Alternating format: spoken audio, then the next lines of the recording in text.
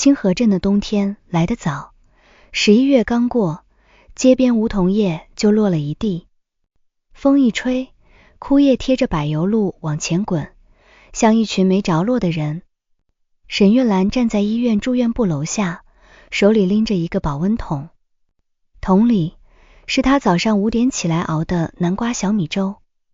她穿着一件深灰色棉衣，头发在脑后挽成一个低低的发髻，鬓边已有不少白发。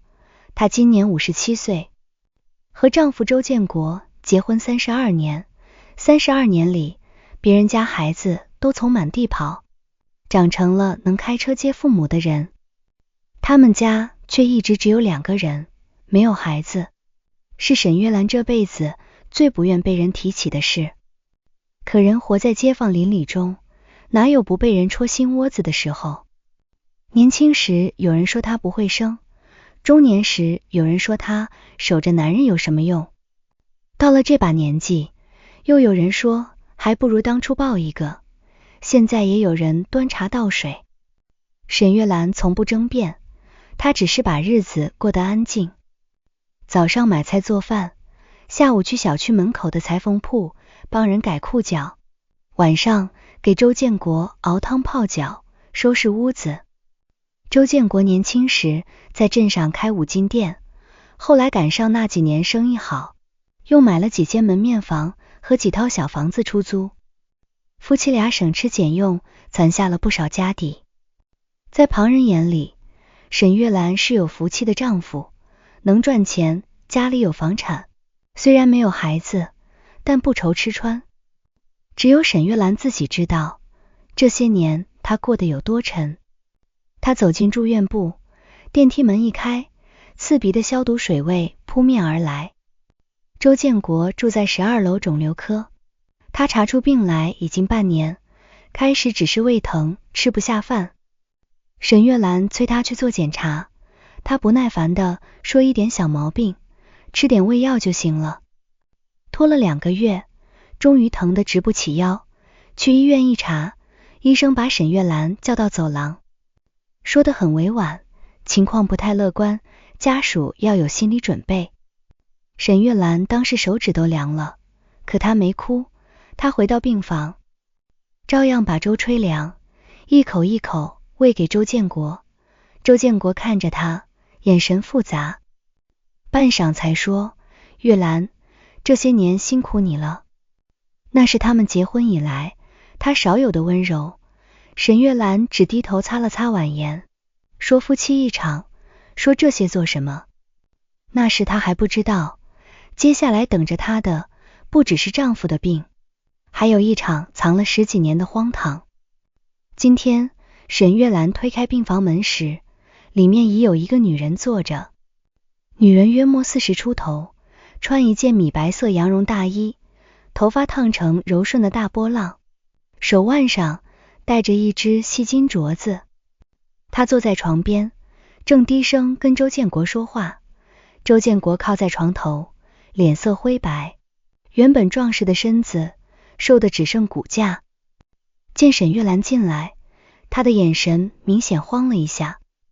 女人倒是先站起来，笑得很客气，嫂子，您来了。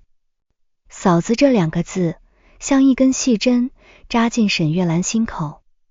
她看着女人，没有立刻说话。其实她认得她林巧云，镇上人都叫她巧云姐。早些年在周建国微金店隔壁开过一家小超市，那时她丈夫常年在外跑车，她一个人带着个女儿，嘴甜人勤快，经常过来借东西换零钱。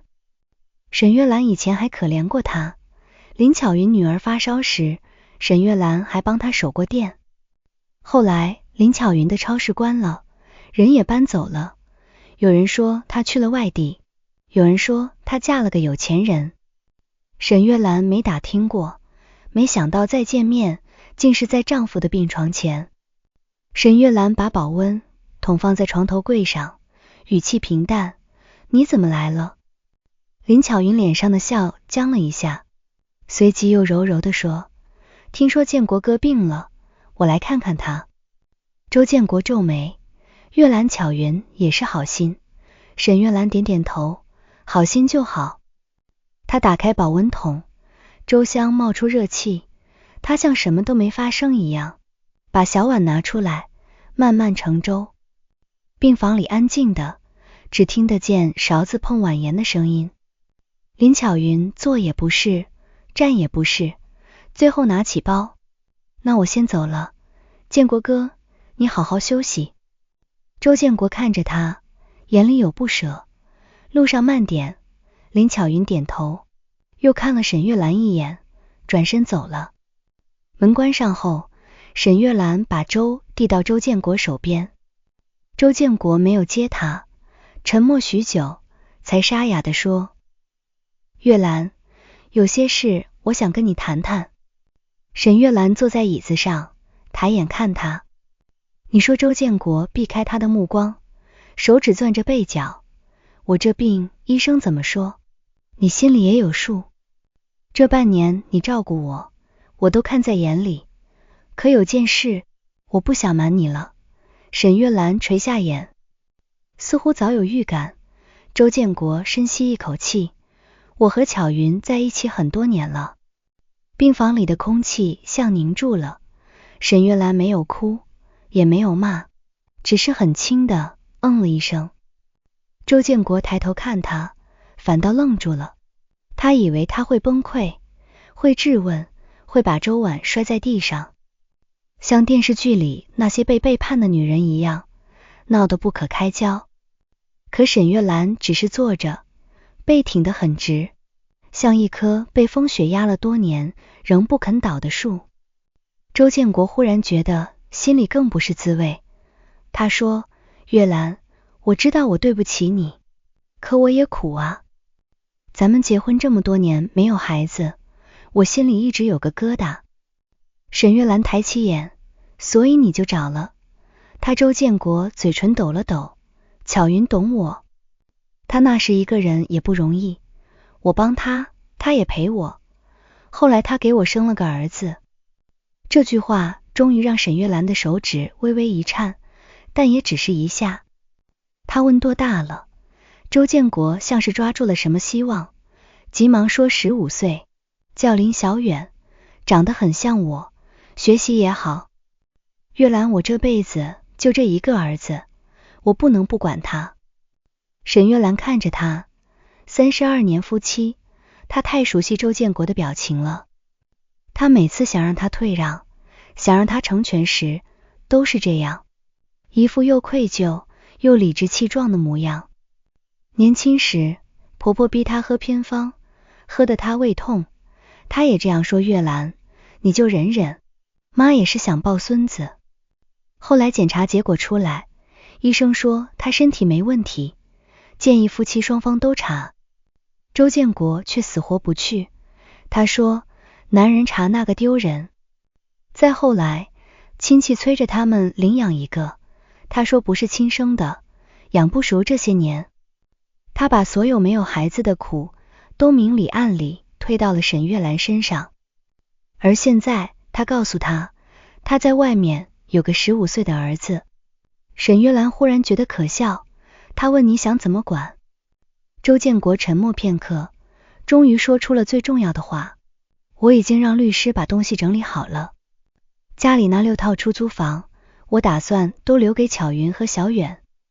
沈月兰望着他，良久没有说话。那6套房是他们半辈子的积蓄，其中2套是他们年轻时把五金店的利润一点点攒下来买的。那时沈月兰白天守店，晚上记账，冬天手冻裂了还要搬货。另外几套是他照顾周建国父母多年，公婆去世后留下的老房拆迁置换来的。周建国说的轻飘飘，全留给林巧云和那个孩子。沈月兰问，那我呢？周建国脸上闪过一丝不自然，咱们现在住的那套房，我留给你，你一个人住也够了。还有银行里的存款，也给你一半。月兰，你没有孩子，将来用不了那么多。可小远还小，他要读书，要成家，我没有孩子，所以我用不了。沈月兰重复了一遍。周建国低声说，我不是那个意思。沈月兰笑了笑，她笑得很淡，像一杯放凉的白开水，没有温度。建国，你是不是忘了，那6套房里有3套写的是我的名字？周建国皱起眉，夫妻共同财产，写谁名字不都一样？我现在病成这样，你就不能大度点吗？大度这个词像一记耳光，沈月兰看着病床上这个她照顾了32年的男人，忽然觉得陌生。她替他熬过汤，还过债，送走父母，忍过流言。她把最好的年华都放进这段婚姻里，最后换来一句，你就不能大度点吗？她没有吵，只是站起身，把那碗粥放回床头柜，粥凉了就别喝了。上尉他说，我明天再来。周建国急了，月兰你别走。话还没说完，沈月兰停在门口，回头看了他一眼。你想说的我都听明白了。说完，他推门走了出去。走廊里人来人往，有人拎着药袋，有人扶着老人，有护士推着车匆匆经过。沈月兰一步一步走到安全通道，门一关，她才扶着墙慢慢蹲下。她没有哭出声，只是眼泪一颗一颗落在手背上，很快被冷风吹干。她不是不知道周建国外面有人，女人的直觉有时比证据更准。15年前，周建国开始经常夜里接电话，说是店里有急事。衬衫上偶尔会有陌生香水味，钱包里有他没见过的消费票据。他回家越来越晚，对他越来越不耐烦。沈月兰问过一次周建国，当时摔了筷子，你整天疑神疑鬼，有意思吗？我在外面辛苦赚钱，你就知道查我。那一晚，沈月兰坐在客厅到天亮，后来她不问了，她以为只要不揭开，日子就还能过。中年夫妻有多少不是靠装糊涂撑着的？可她没想到，周建国不只是背叛，他还把背叛活成了另一个家。他有女人，有儿子，有他心心念念的香火，而他成了那个占着妻子名分被要求让路的人。沈月兰回到家时，天已经黑了。这套老房在镇东的安和小区，3室2厅住了10多年。客厅墙上还挂着他们20年前拍的合照，照片里的周建国胖了一圈，笑得志得意满。沈月兰穿着红色毛衣，眉眼温顺，还看不出后来的风霜。她站在照片前看了很久，最后搬来凳子把照片取了下来。相框背后落了一层灰，她用抹布擦干净，放进了储物间最里面的箱子里。第二天，沈月兰照常去了医院，她带了粥，还带了洗干净的衣服。周建国一见她，脸色缓和不少。月兰，我就知道你不是狠心的人。沈月兰把衣服放进柜子，你的药我问过护士了，下午3点输液。周建国看她不接话，心里有些发虚。昨天我说的事，你考虑的怎么样？沈月兰整理袖口的动作停了一下。建国，你的病还要治，房子的事不急。周建国咳了2声，怎么不急？我怕哪天突然走了，来不及安排。沈月兰回头看他，你安排好了，不是吗？周建国一噎，他其实已经悄悄找过律师，拟了一份遗嘱，只是律师提醒他，夫妻共同财产中属于妻子的部分不能单方面处分。如果沈月兰不同意，将来必然麻烦，所以他才急着跟沈月兰摊牌。他想着，沈月兰一辈子性子软，又没有娘家撑腰，只要她病着，她多半会心软。可这一次，沈月兰平静的让他看不透。中午林巧云又来了，她不是一个人来的，身后还跟着一个瘦高的男孩。男孩穿着校服，背住书包，眉眼确实有几分像周建国，尤其是鼻梁和下巴。周建国看见他，眼睛立刻亮了，小远过来，让爸看看。男孩有些拘谨，叫了一声爸，这一声爸像在病房里头下一块石头。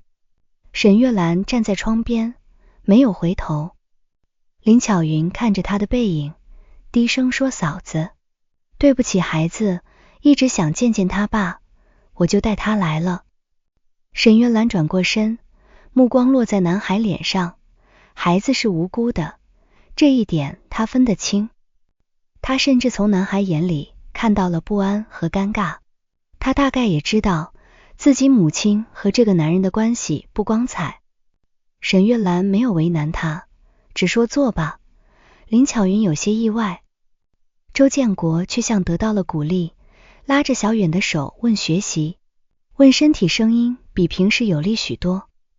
林小远一开始还拘束，后来慢慢说起学校里的事。周建国听得很认真，眼里满是慈爱。那种眼神，沈月兰从未在他脸上见过。原来他不是不会疼孩子，只是那孩子不是他的。林巧云削了一个苹果，切成小块喂给周建国。周建国吃了2口，忽然看向沈月兰，月兰，你看小远多懂事。沈月兰淡淡道，是挺懂事。周建国趁机说，他是个好孩子，将来也会孝顺你。你要是愿意，他也可以叫你一声妈。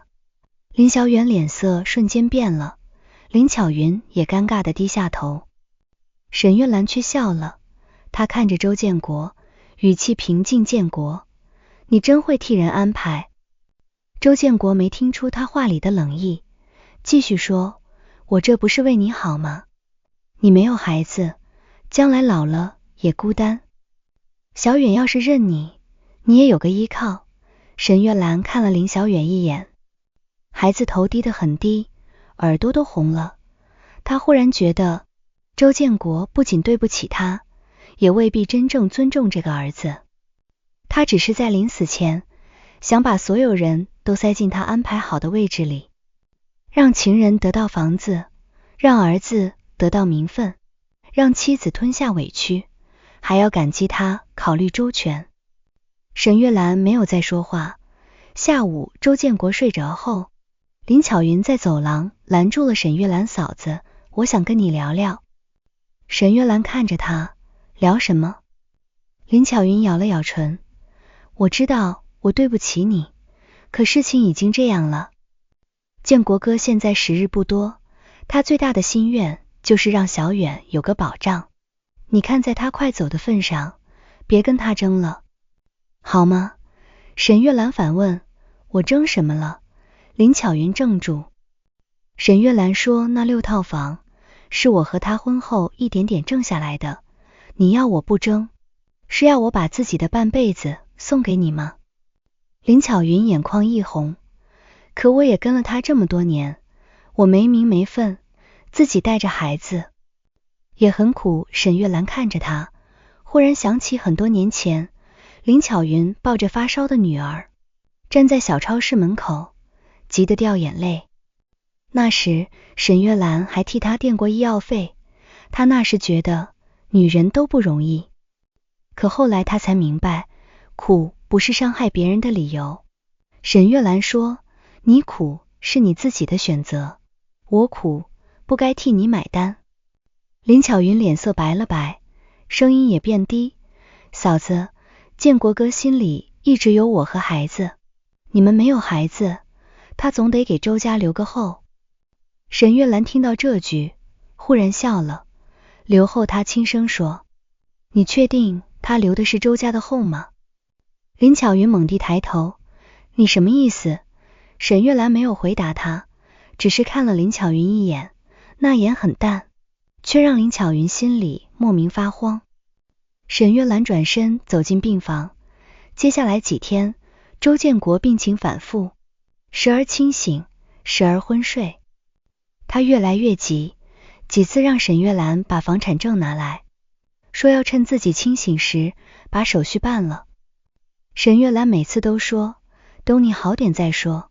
周建国终于忍不住发火，我都这样了，你还拖？沈月兰，你是不是巴不得我死了？好霸占我的东西。沈月兰正在给他擦手，他把毛巾放进盆里拧干，声音平静，你的东西哪一样是你一个人的？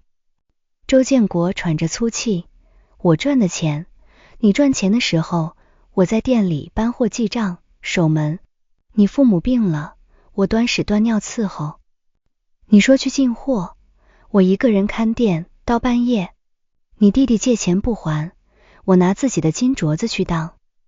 周建国这些你都忘了？周建国愣住，这些年沈月兰从没翻过旧账，他习惯了他沉默，便也习惯了把他的付出当成理所应当。沈月兰继续说，我不是霸占你的东西，我只是拿回我该有的。周建国脸色难看，你非要跟一个孩子计较？我不跟孩子计较。沈月兰说，我跟你计较。周建国被这句话噎得说不出来。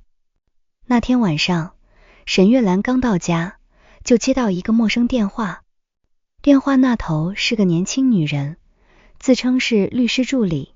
沈女士，周先生委托我们起草的遗嘱文件，需要您配合确认部分财产信息。您看明天方便来一趟吗？沈月兰握着手机沉默几秒，地址发我。第二天，她去了那家律师事务所，律所设在一栋商务楼里，装修得很体面。接待她的是一位姓何的律师，40多岁，说话很客气。何律师把文件放到她面前，沈女士有些情况，我必须跟您说明。周先生拟定的遗嘱中涉及多套房产，但其中部分属于夫妻共同财产，他只能处分属于他自己的份额。如果您不同意配合过户，受赠人将来可能需要通过诉讼解决。沈月兰翻看文件，白纸黑字上，周建国把6套房产的地址面积估值写得清清楚楚。受赠人是林巧云和林小远，而给他的只是现住房屋和一部分存款。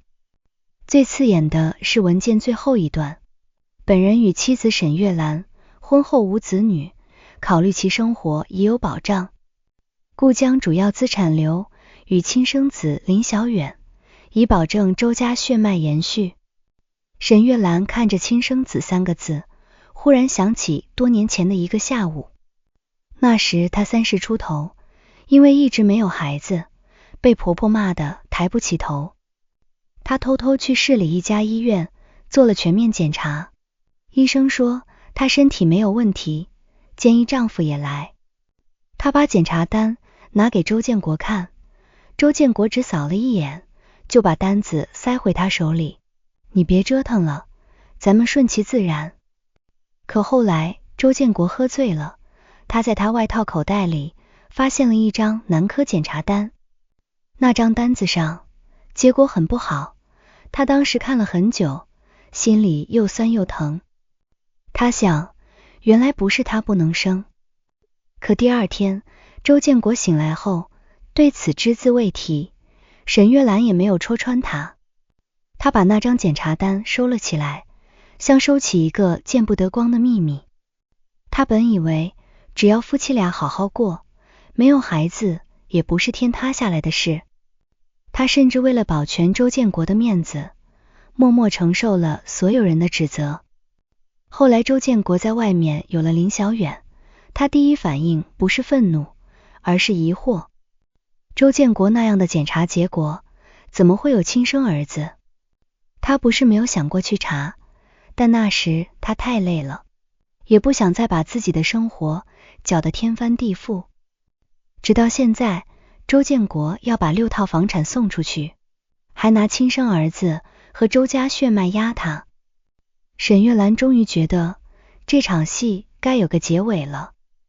何律师见他久久不语，轻声问沈女士：“你有什么疑问吗？”沈月兰把文件合上，说：“何律师，如果一个人认为孩子是自己的，但实际上不是，那他的遗嘱还有效吗？”何律师一愣，神情变得谨慎：“这要看具体情况。您是说？”沈月兰没有立刻回答，她从包里拿出一个旧信封，信封边角已经泛黄，里面装着一张10几年前的检查报告复印件。她把它推到何律师面前：“这件事我原本不想让任何人知道。”沈月兰说：“但现在有些人把我当傻子太久了。”何律师看完报告，眉头皱了起来，他问沈女士：“您能确认这份报告是周先生本人的吗？”“能。”沈月兰说，“原件我也有。”何律师思索片刻：“如果涉及亲子关系，最直接的证据还是亲子鉴定，但需要合法取得样本，程序上要谨慎。”沈月兰点头：“我明白他。”离开律所时，天空阴沉沉的，像要下雪。回到医院，周建国正醒着，林巧云坐在旁边给他捏腿。见沈月兰进来，周建国立刻问：“你去律所了？”沈月兰把包放下去了，周建国眼里闪过一丝喜色：“那你签字了？”沈月兰摇头：“没有。”周建国脸色一下沉了。沈月兰、林巧云赶紧劝建国哥：“你别激动，身体要紧。”周建国却像被点燃的炮仗：“他就是故意的，他想让我死不瞑目。”沈月兰看着他：“你要真怕死不瞑目，就该把事情弄清楚。弄清楚什么？”沈月兰的目光慢慢移到林巧云脸上，林巧云手一抖。沈月兰说：“比如小远，到底是不是你的儿子？”病房瞬间安静，周建国像没听懂，愣了几秒才怒道：“你胡说什么？”林巧云脸色煞白，猛地站起来：“嫂子，你可以恨我，但你不能这样污蔑孩子。”沈月兰没有跟他争，她只是从包里拿出那份旧报告，放在周建国面前：“建国，有件事我一直没告诉你。”他语气很轻：“其实当年你的检查报告我看见了。”周建国的脸一点点失去了血色。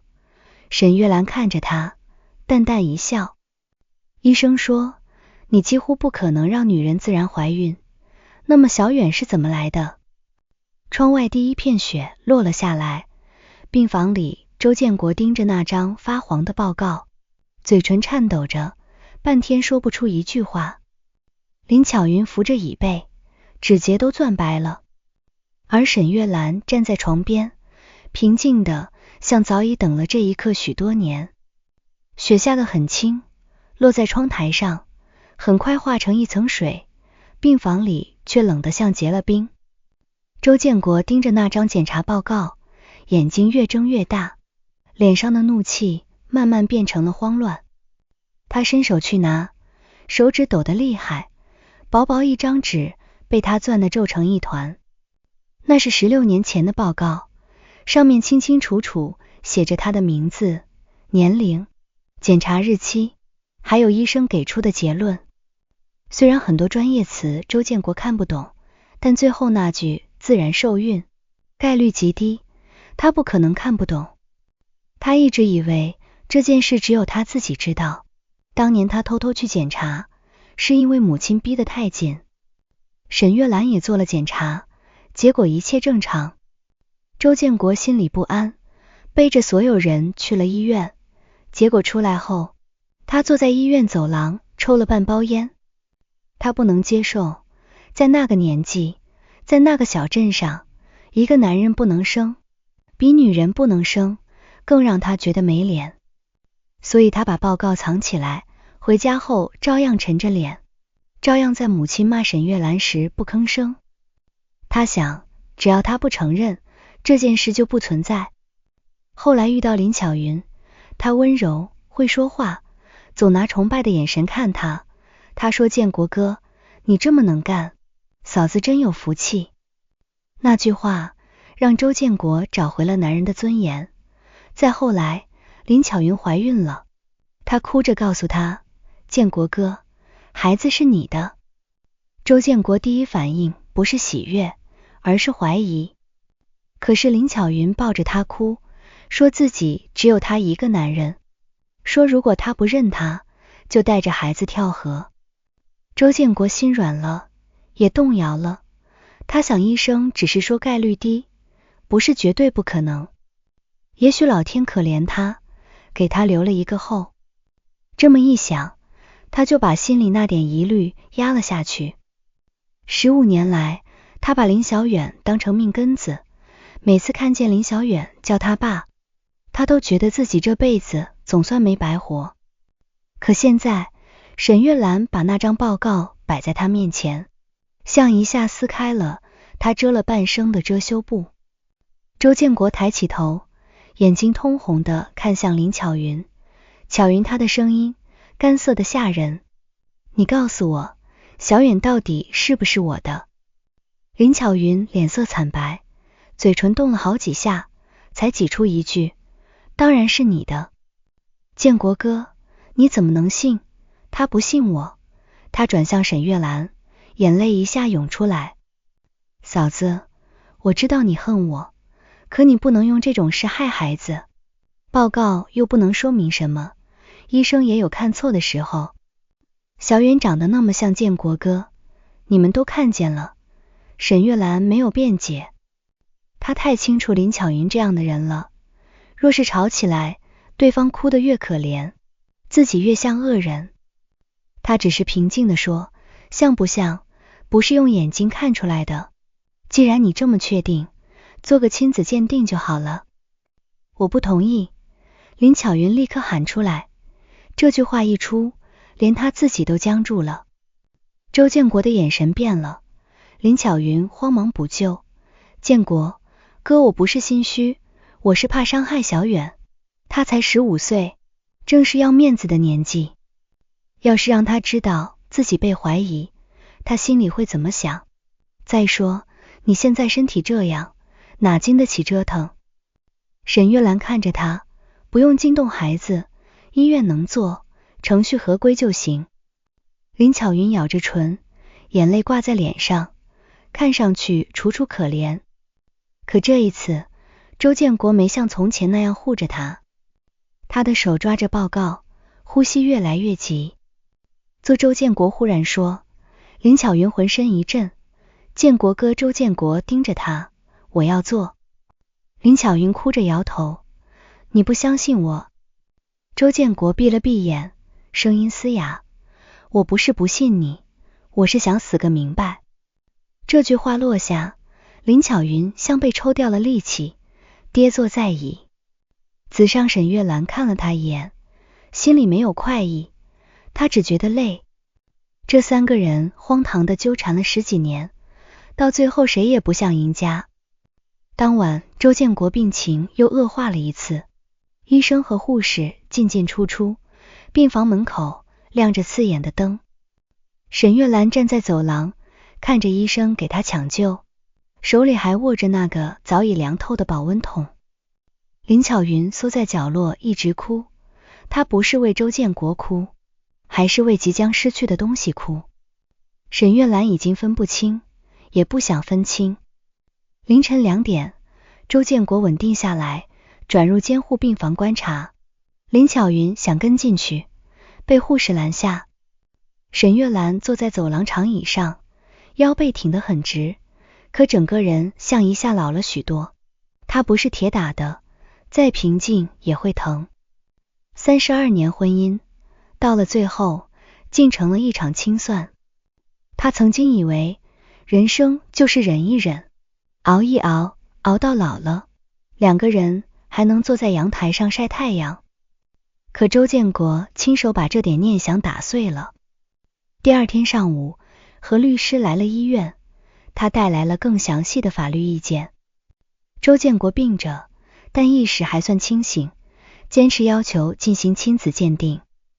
林巧云一开始死活不同意，甚至说要带林小远离开。周建国看着他，只问了一句，你要是走了，我1分钱都不会留给你。林巧云一下不说话了，钱比感情更能逼出真相。2天后，样本按程序送检，等待结果的那几天，病房里像压着一块巨石。周建国不再提房子的事，也很少说话，他常常睁着眼看天花板，谁也不知道他在想什么。林巧云来的少了，他每次来都坐不了多久，总说小远要上学，家里有事。周建国问他小远怎么不来，他支支吾吾说孩子功课紧，周建国没再追问。沈月兰仍然每天来送饭送衣服，跟医生沟通病情，他做得不冷不热，像完成一件责任。护士私下说，沈阿姨真好，丈夫病成这样，她照顾得一点不含糊。沈月兰听见了，只是笑笑，好不好只有她自己知道。她不是圣人，也有怨可，她和周建国做了32年夫妻，哪怕最后只剩道义，她也不想让自己变成跟他们一样难看的人。第4天下午，鉴定结果出来了。何律师拿着文件进病房时，周建国正在输液。他看见那个密封袋，整个人都绷紧了。林巧云也在，她的脸白得像纸，2只手紧紧攥着包带。沈月兰站在窗边，神情很淡。何律师拆开文件看完后，沉默了几秒。周建国哑声问说，何律师看了看几人，低声道，鉴定意见显示，周先生与林小远之间不支持亲生父子关系，不支持亲生父子关系。这几个字很轻，落在周建国耳里却像炸雷，他整个人僵住，脸上的血色瞬间褪尽。输液管里的液体一滴一滴往下落，病房安静的可怕。林巧云忽然哭出声，建国哥，你听我解释。周建国猛地转头看他，那眼神像要把他撕开。他是谁的？周建国问。林巧云哭得发抖，我那时候太害怕了。我前夫回来过一次，我喝了点酒，我也不知道，可我心里一直把你当小远的爸爸。周建国愣了几秒，忽然笑了，他笑得胸腔一阵乱颤，最后变成剧烈咳嗽，咳得脸发紫。沈月兰立刻按了呼叫铃。护士赶来时，林巧云还在哭着解释，建国哥，我不是故意骗你，你对小远那么好，我也想给他一个完整的家。我跟了你10几年，我是真心的。周建国咳得说不出话，只抬手指着门，那意思很明白，滚。林巧云不肯走，还想扑到床边，被何律师和护士拦住，最后他哭哭啼啼出了病房。门关上的那一刻，周建国像一下被抽空了，他躺在床上，眼角滑下一滴浑浊的泪。沈月兰看见了，却没有伸手去擦，她想起自己曾经流过的眼泪。新婚第2年，婆婆端来一碗黑乎乎的偏方，说喝了就能生，她喝到吐。周建国坐在一旁抽烟，说妈也是为你好。第5年亲戚酒席上，有人笑他肚子不争气，周建国假装没听见，还跟别人碰杯。第10年他半夜发烧，周建国说店里忙，留下一句你自己吃药，转身去了林巧云那里。那些眼泪也曾这样无声地流过，只是没人看见，也没人在乎。周建国缓了很久，才用几乎听不见的声音说，月兰，我错了。沈月兰看着窗外，雪停了，天色灰蒙蒙的。她说，你不是现在才错。周建国闭上眼泪，又流了下来。我对不起你。他说这些年是我混账，我把不能生的事推到你身上，让你受了那么多委屈。后来巧云说，有了孩子，我像抓住救命稻草一样，什么都不想查，我怕查出来不是我的，更怕查出来我这辈子真的没后。他说的断断续续，每说一句都要喘一会儿。沈月兰没有打断周建国，又说，我不是不知道你苦，你照顾我爸妈，帮我守店，跟着我省吃俭用，我都知道。可我总觉得自己赚了钱就有底气，总觉得你离不开我。这话很难听，却是真的。沈月兰低头看着他，忽然很平静。人到这个时候，再计较爱不爱已经没意思了。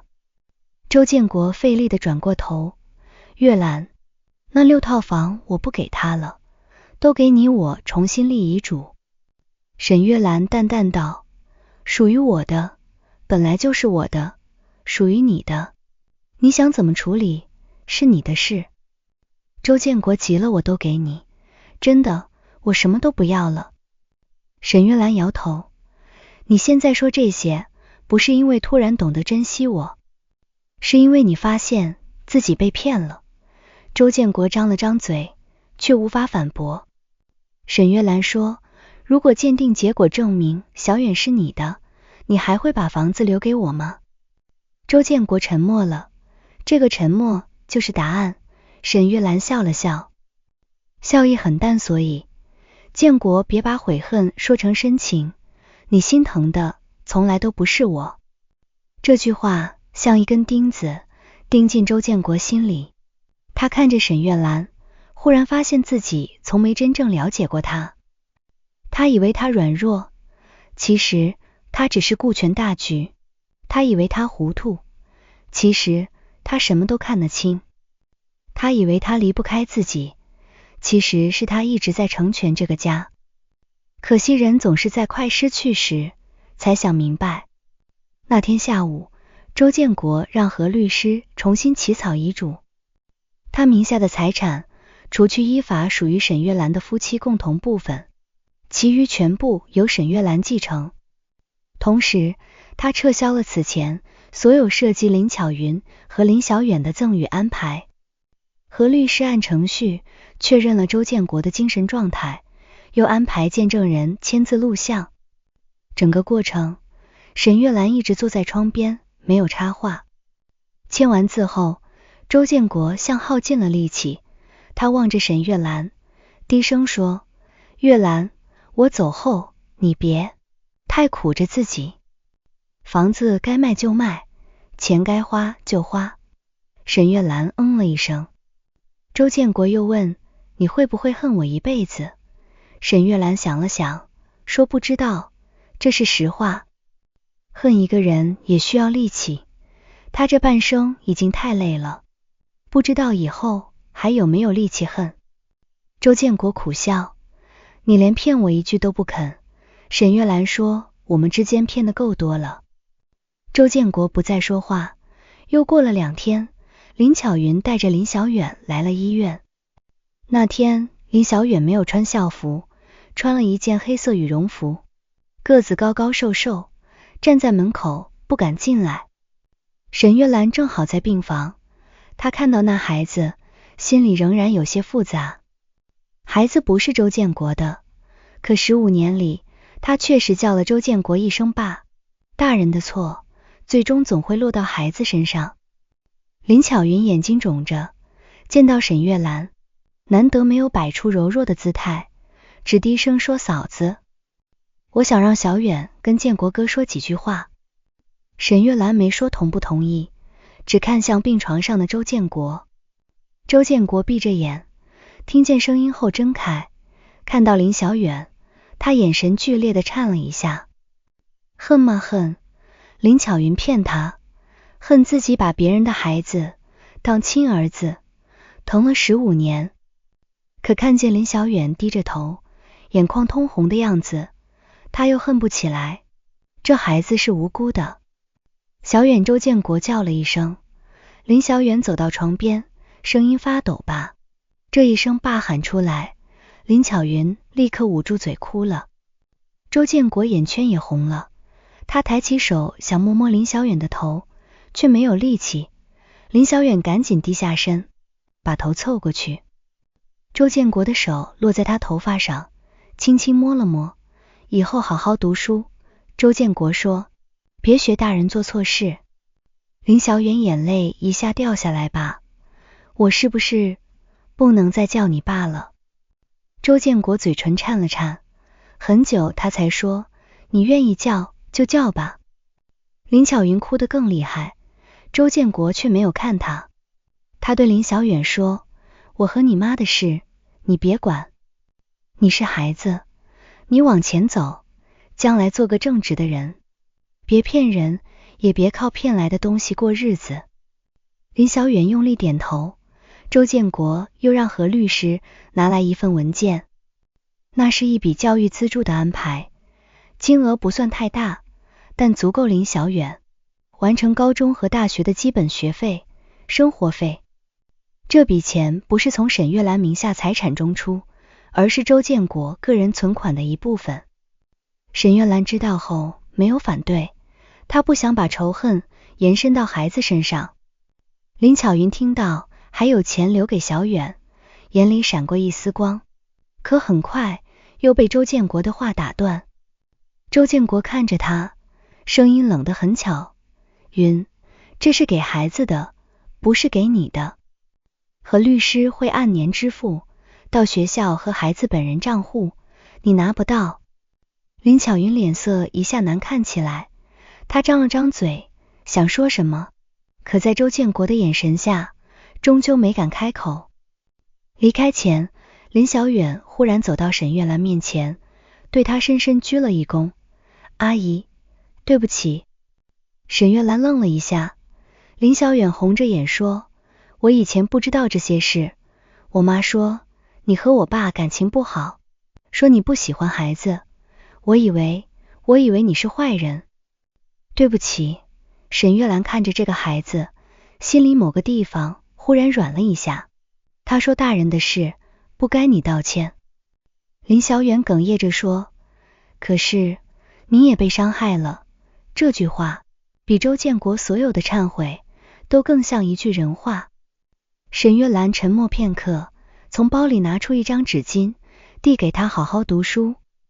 他说，将来别让自己变成会推卸责任的大人。林小远接过纸巾，用力点头。那天之后，林巧云再也没来过医院。听人说，他去律所闹过，说自己跟了周建国多年，应该得到补偿。何律师按法律条款跟他讲得清清楚楚，他与周建国没有合法婚姻关系，先前所谓赠与涉及夫妻共同财产，且未完成合法转移，无法按他想的那样处理。至于他多年来从周建国那里拿走的钱款，如果沈月兰追究，还可能涉及返还部分夫妻共同财产。林巧云听完，脸色一阵青一阵白，最后灰溜溜走了。沈月兰没有去追究那些零零碎碎的钱，不是她大度，而是她不想再把余生耗在这些烂账上。他已经耗了32年。周建国是在一个清晨走的，那天外面没有下雪，天反而难得放晴。病房窗帘拉开，微弱的阳光照进来，落在白色被单上。他前一晚精神忽然好了些，甚至喝了半碗粥。沈月兰坐在床边，他看着他，断断续续说起年轻时的事，说他们刚结婚那年租住在一间小平房里，冬天屋顶漏风，沈月兰用旧棉被堵窗缝。说开5金店第1天，一上午只卖出去2把钳子。沈月兰还笑着说，慢慢来，总会好的。说有一年她进货被人骗了，亏了大半积蓄回家，不敢说是沈月兰看出来，拿出自己攒的私房钱，说钱没了再挣。人别垮，那些记忆本来应该是温暖的，可如今再提，像隔着一层雾。周建国说着说着哭了，月兰如果有下辈子，我一定好好对你。沈月兰替他掖了掖被角，平静地说，别说下辈子了，这辈子都没过明白。周建国苦笑了一下，眼角带着泪，他最后一次握住沈月兰的手，力气很轻。对不起，这是他留给他的最后一句话。清晨6点多，监护仪上的线慢慢平了，护士进来，医生宣告死亡时间。沈月兰站在病床边，看着周建国的脸，他瘦得脱了相，眉头却终于松开了，像卸下了所有不甘和执念。沈月兰没有嚎啕大哭，她只是低下头，替他把衣领整理好，又用温水擦了擦脸。32年夫妻，最后能做的也就这些了。周建国的后事办得简单，没有真实地名，也没有大张旗鼓的排场。沈月兰请了几个亲近亲戚和老街坊，按镇上的习俗办了告别。周建国的弟弟周建民带着妻子来了。周建民早年借过周建国不少钱，一直没还。这次一来，先是假惺惺哭了一场，接着就旁敲侧击问房子的事。嫂子，我哥没孩子，按理说我们兄弟也是亲人，以后你一个人要是忙不过来，那几套房我可以帮你管。沈月兰看着他，语气很淡，不用律师会处理。周建明脸色微变，嫂子，你这话就见外了，我哥总不能什么都不给周家留吧？沈月兰看了他一眼，你哥生前欠别人的，还得先还清。你10年前借的15万，要不要？我把借条拿出来。周建明立刻闭了嘴。他妻子赶紧拉他，人刚走，你提这些干什么？两人没坐多久，就灰溜溜离开了。那天晚上，沈月兰一个人回到安和小区的家，屋里很安静。以往周建国在时，哪怕2个人没话说，家里也总有点声音。电视开着，水壶响着，他偶尔咳嗽或喊他倒水，现在什么都没有。沈月兰站在客厅中央，忽然不知道该做什么。他走进厨房，下意识想淘米，手伸到米袋里，才想起来今晚只有他一个人吃饭。他抓着一把米愣了很久，最后只煮了一小碗面，面煮得有点烂。他坐在餐桌前慢慢吃完，吃到一半，眼泪掉进碗里，他终于哭了，不是为周建国的死，也不全是为他的背叛。他哭自己这32年，哭那个年轻时满心期待嫁进周家的沈月兰，哭那个被婆婆骂却不敢还嘴的沈月兰，哭那个知道丈夫秘密却为他保全面子的沈月兰，哭那个明明被伤透了还每天拎着保温桶去医院的沈月兰。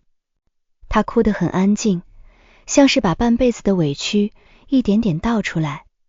第二天太阳升起时，她照常起床，她把家里所有窗户打开通风，拆下周建国常坐的旧沙发套，洗了床单被罩，又把储物间里多年不用的东西一件件整理出来。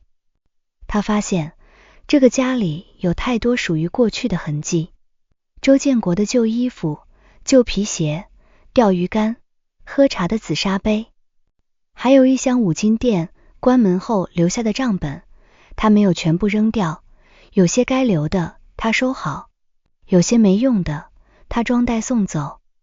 整理到最后，他翻出了那个相框，20年前的合照里，他们看起来都还年轻。沈月兰看了很久，没有再放回客厅，而是把它包好，放进箱子底层。过去不是不存在了，只是不必挂在最显眼的位置。1个月后，周建国的遗产处理基本完成，6套房中依法属于沈月兰的部分归他所有。周建国名下可继承部分也按新遗嘱由沈月兰继承。林小远的教育资助由何律师协助，建立专门账户，按约定执行。林巧云没有再闹，听说她带着儿子搬去了邻近的小镇，开了一家小吃摊。有人说她日子不好过，也有人说她活该，沈月兰不评价。她偶尔会收到林小远发来的短信，第一次是过年前，沈阿姨，我期末考了，年级前20，谢谢您没有为难我。沈月兰看着短信，回了一句继续努力。第二次是春天，沈阿姨，我妈让我转达，说对不起。沈月兰看了很久，没有回复。没关系，有些对不起不一定要换来没关系，她只回把自己的路走正。那之后，林小远不常打扰她，只在成绩有进步时发一句。沈月兰偶尔回，像对一个远方的晚辈。她没有把他当儿子，也没有把他当仇人，这样刚刚好。春天来时，安和小区楼下的玉兰树开了花。沈月兰把其中2套房租约到期后卖掉，拿出一部分钱重新装修了老房。邻居李嫂看见工人进进出出，忍不住问月兰，你这是要大动干戈啊？沈月兰笑住了，10几年墙都旧了，换换样子。李嫂叹气也是，人这辈子啊，总得往前看。沈月兰点头，是啊，装修时她把原来周建国爱喝茶的书房改成了一间小小的工作室，靠窗放了一张长桌，桌上摆着缝纫机、熨斗、布料架。她年轻时手巧，会裁衣服，只是这些年忙着家里裁缝铺，也只是帮人改改裤脚。现在她想重新做点自己喜欢的事，她给工作室取名叫越南小裁间，没有招牌，只在小区群里发了一句可改，衣做简单，裙裤手工慢，急单不接。没想到生意还不错，小区里的阿姨们拿着衣服来改，年轻姑娘拿着网上买大的裙子来收腰。沈月兰手艺细，收费也公道，慢慢就有了口碑。她每天早上去菜场买菜回来，做一份简单早饭，上午裁衣，下午晒太阳，晚上看看书或散步。日子忽然安静下来。刚开始她不习惯一个人吃饭，一个人看电视，一个人过节。可慢慢的，她发现一个人的日子也有一个人的好，不必等谁回家，不必猜谁的电话，不必照顾谁的脾气。她想吃面就吃面，想喝粥就喝粥，想把窗帘换成淡蓝色，就不用听周建国说不耐脏。想在阳台种花，也不用有人嫌花盆碍事。5月的一天，她接到何律师电话，何律师说林巧云那边曾试图打听能不能提前动用林小远教育账户的钱，但被拒绝了。林小远本人也表示不希望母亲再来打扰沈月兰。沈月兰听完只说知道了。何律师又问沈女士，您之前提过想做一份自己的财产规划，还需要安排时间吗？沈月兰看着窗台上开得正好的茉莉，说需要下周吧。挂掉电话后，她坐了很久。她没有孩子，这是事实。可没有孩子，不代表她的人生就没有安排，不代表她的财产就该被任何打着香火、血脉旗号的人惦记。她想清楚了，自己该花的花，该留养老的留。以后如果身体还好，就继续做衣服，如果做不动了，就请人照顾。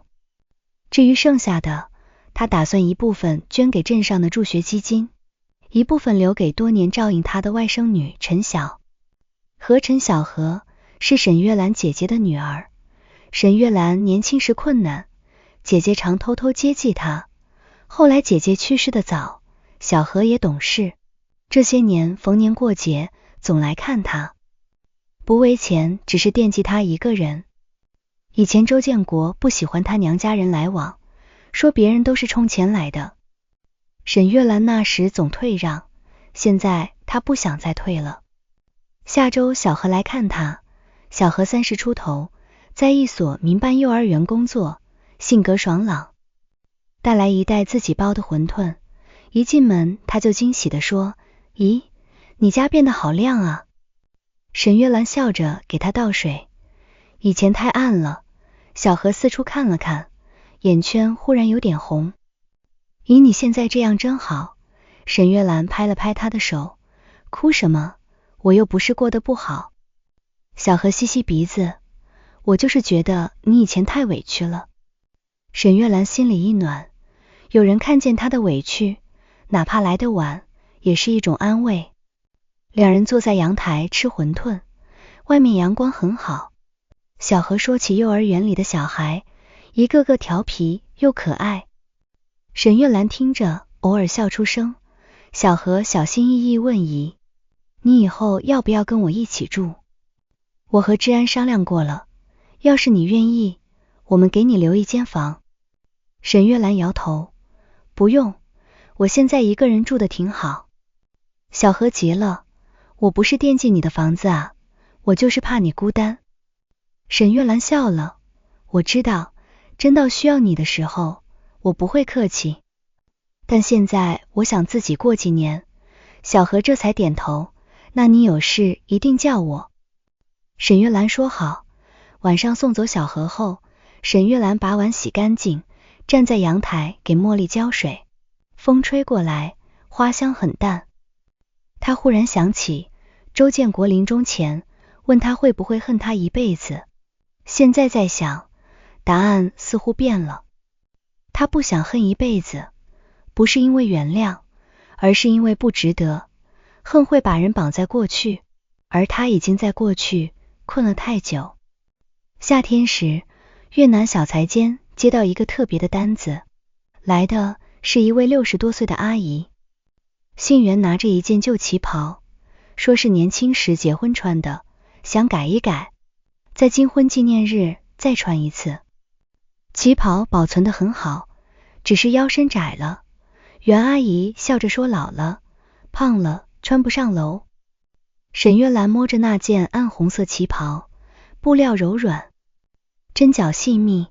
她问您和老伴感情一定很好。袁阿姨笑了笑，哪有一辈子不吵架的，也有恨不得把他赶出去的时候。不过他这人有一点好，做错了肯认，家里大事也从不瞒我。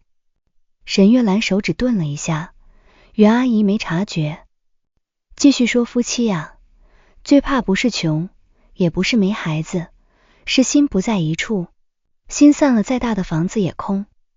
这话轻轻落在沈月兰心上，她没有接话，只低头量尺寸。旗袍改好那天，袁阿姨试穿后很满意，站在镜子前转了半圈，笑得像个年轻姑娘。沈月兰也跟着笑，她忽然觉得人生并不只有一种结局，有人相守到老，有人半路分离，有人守着秘密过了一生，有人终于在暮年学会放下。只要还活着，就还能重新把日子裁一裁，改一改。像一件不合身的旧衣，不一定非要扔掉，也不必勉强穿着受罪。拆开线，重新收边，也许还能穿出另一种样子。秋天，林小远考上了镇上一所很不错的高中，他给沈月兰发来录取通知书的照片。短信里写着，沈阿姨，我会记住周叔叔最后跟我说的话，也记住您说的话，我会把路走正。谢谢您这一次。沈月兰回得稍长些，人生不是由出身决定的，而是由你每一次选择决定的。好好读书，也好好做人。发完后，他把手机放到一边，继续踩缝纫机，针线穿过布料，发出规律的声响。窗外桂花开了，香气一阵一阵飘进来。1年后的冬天，沈月兰58岁生日，小何一家来陪她吃饭，还带来一个小蛋糕。蛋糕上写着祝姨，生日快乐，天天开心。沈月兰看着那几个歪歪扭扭的奶油字，笑得很久。饭后，小何的女儿朵朵趴在她膝上问姨婆，你为什么没有小孩呀？小何立刻尴尬地拉她朵朵，别乱问。沈月兰却没有生气，她摸了摸朵朵的小辫子，温柔地说，因为有些人一辈子会有自己的孩子，有些人没有，但没有也没关系，姨婆一样可以过得很好。朵朵眨眨眼，那我以后常来看你。沈月兰笑着点头，好啊。那一刻，她心里忽然很轻，曾经没有孩子，像一道烙印烫在她身上，别人提一句，她就疼一次。但现在，她终于能平静地把这件事说出口。不是她不好，不是她不完整，更不是她欠了谁。她只是走了一段很长很难的路，现在终于走到了自己的日子里。晚上，小何一家离开后，沈月兰收拾餐桌，朵朵临走前画了一幅画送给她。画上有一栋小房子，窗台上摆着花，房子前面站着3个人，一个是小何，一个是朵朵，还有一个穿蓝裙子的女人。朵朵指着蓝裙子女人说，这是姨婆，姨婆要穿漂亮衣服。沈月兰把画贴在工作室的墙上，她站在画前看了很久，嘴角一直带着笑。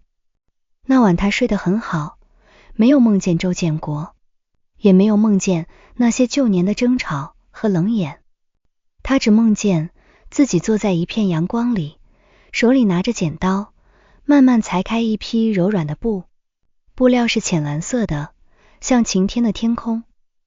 第2年春天，安和小区旁边新开了一个社区活动室，居委会的人知道沈月兰会做衣服，就来问她愿不愿意每周去教一次手工课，教些简单的缝补，改衣做布包。沈月兰一开始有些犹豫，我嘴笨，怕教不好。负责活动室的小姑娘笑着说，沈阿姨，您手艺好，又耐心，大家都喜欢您，教不好也没事，就是让大家聚一聚，热闹热闹。沈月兰想了想，答应了第1堂课，来了10几个人，有退休阿姨，也有几个年轻妈妈，还有2个刚上初中的小姑娘。沈月兰站在桌前，拿着一块碎花布，教他们怎么锁边。她说话慢，声音不大，却很清楚，有人针脚歪了，她不笑话，只说慢慢来，线走稳了，心也就稳了。大家听了都笑。后来手工课越办越热闹，有人拿家里穿不上的旧衣来改，有人带孩子来学缝扣子，活动室里常常传出说笑声。有一回，一位年轻妈妈抱怨丈夫不管孩子，不做家务，说着说着眼眶红了。沈阿姨，你说女人是不是只能忍？沈月兰穿针的手停了一下，屋里忽然安静。大家都知道她丈夫已经去世，也多少听说过一些她家的事，但没人敢在她面前细问。沈月兰把线穿过，针眼打了个结，才慢慢说，有些小事可以让，有些底线不能让。夫妻过日子，讲的是互相，不是谁一辈子给谁垫脚。你觉得委屈就要说，说了没用，就要想办法保护自己。别等到半辈子过去了，才发现自己一直在替别人活。年轻妈妈低下头，眼泪落下来。沈月兰递给她一张纸巾，日子是自己的，别怕。这句话，她像是说给别人听，也像是说给从前的自己听。从那以后，来找沈月兰说话的人多了，有人问她改衣服，有人问她家庭琐事，也有人只是坐一会儿喝杯茶。她的家慢慢有了人气，不是周建国在时那种沉闷的人气，而是一种舒服自在，不必讨好的热闹。沈月兰终于明白，家不是因为有一个男人才完整，也不是因为有孩子才热闹，家是他自己把日子过暖了，别人才愿意靠近。又过了几年，林小远考上了大学，他没有考去很远的地方，而是选了一所适合自己的学校，学的是机械设计。录取通知书下来那天，他给沈月兰打了一通电话，电话里他的声音已经不再是当年那个怯生生少年的样子，多了几分沉稳。沈阿姨，我考上了。他说。沈月兰正在整理布料，听见这话笑了笑。恭喜你。林小远沉默了一会儿，又说我想去看看周叔叔，也想如果您方便，我想当面谢谢您。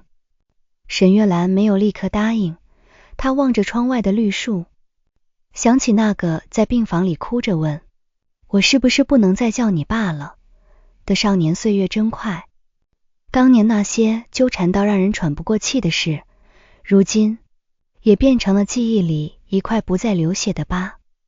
他说来吧。几天后，林小远到了安和小区，他比以前更高了，穿着简单的白衬衫，背着一个旧书包，整个人干净又有礼貌。他站在门口，手里提着一盒水果，不好意思地说，沈阿姨，打扰您了。沈月兰接过水果，进来坐。林小远进屋后，看见墙上的布画，窗台上的花，桌上的缝纫机，眼神柔和了些。您家真好看。他说。沈月兰给他倒茶，这几年慢慢收拾的。林小远坐在沙发上，双手捧着茶杯，像有很多话不知道从哪里说起。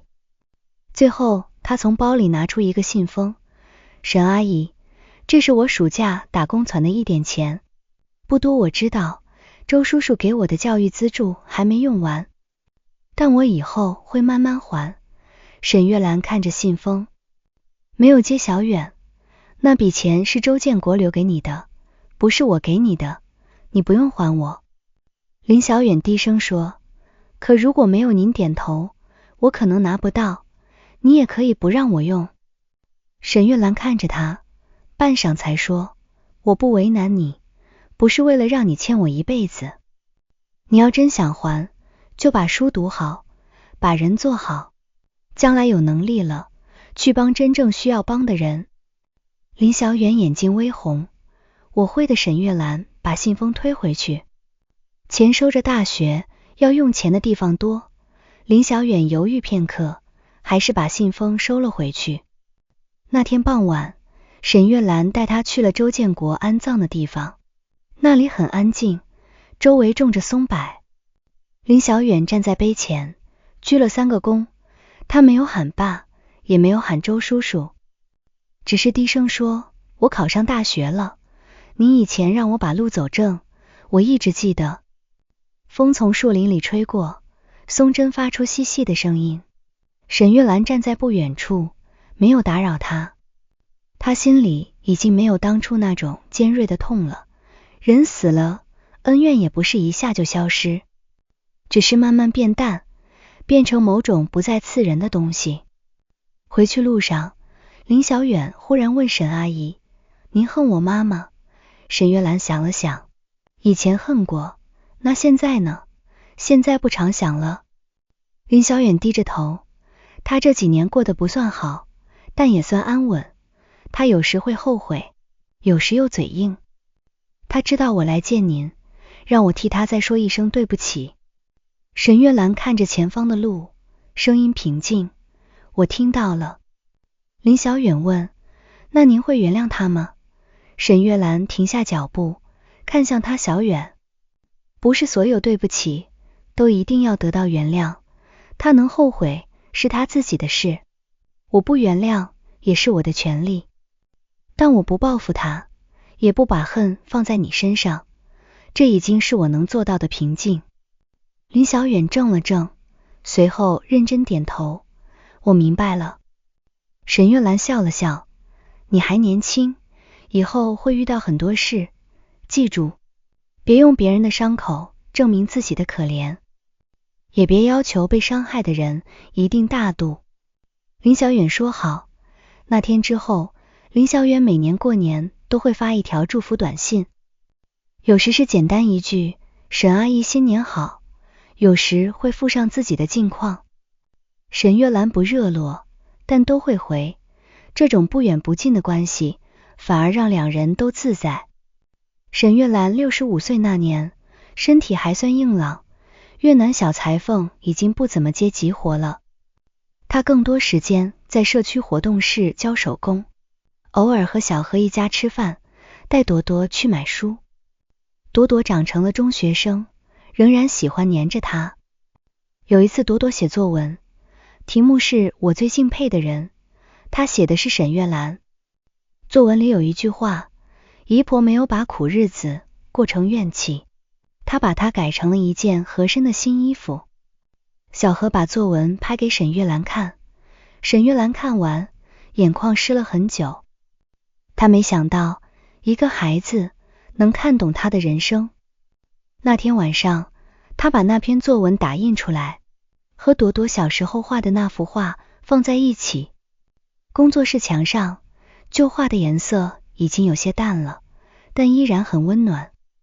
沈月兰站在墙前，忽然想起很多年前那个标题般荒唐的夜晚。丈夫临终前要把6套房产送给外面的女人和所谓的儿子。她淡淡一笑，说有件事一直没告诉他。那时所有人都以为她笑的是报复，是终于抓住了别人的把柄，可只有她自己知道，那一笑里更多的是悲凉。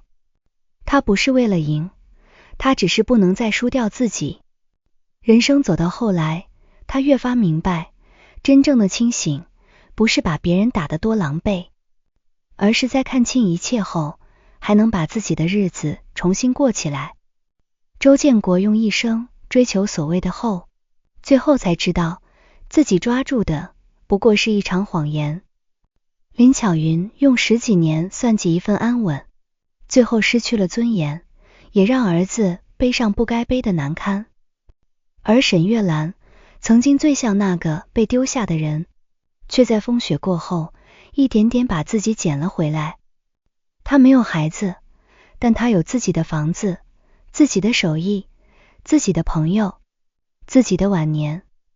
她不再是谁的妻子，不再是谁口中不会生的女人，也不再是那个沉默忍让的影子。她只是沈月兰，一个经历过背叛、委屈、漫长孤独，最后仍然把生活过得干净体面的女人。又是一年冬天，清河震落了第一场雪，沈月兰坐在窗边，腿上盖着薄毯，手里缝着一只小布包。窗台上的茉莉已经过了花期，只剩绿叶，但旁边那盆长寿花开得正红。小何打电话来问他晚上要不要过去吃火锅。沈月兰笑着说，雪天路滑，我就不去了。你们吃吧，改天我包馄饨给你们。挂了电话，他起身去厨房煮粥，水汽慢慢升起，锅里米粒翻滚，发出细微的声响。他忽然想起，很多年前，他也是这样熬粥，拎着保温桶去医院。那时他的心是冷的，手却还要做着热乎的饭。如今粥还是那碗粥，可他再也不是当年的他。他把粥盛进小碗里，坐到餐桌前，一口一口慢慢喝。窗外雪落无声，屋里灯光温暖。沈月兰喝完粥，收好碗，回到工作室，缝纫机旁放着一匹新买的布，淡淡的蓝色，像她梦里那片晴天。她摸了摸布料，拿起剪刀，沿着画好的线剪下去，剪刀咔嚓咔嚓响着，干脆又稳。她知道往后的日子，也许仍会有孤单，仍会有病痛，仍会有年老后不得不面对的无力。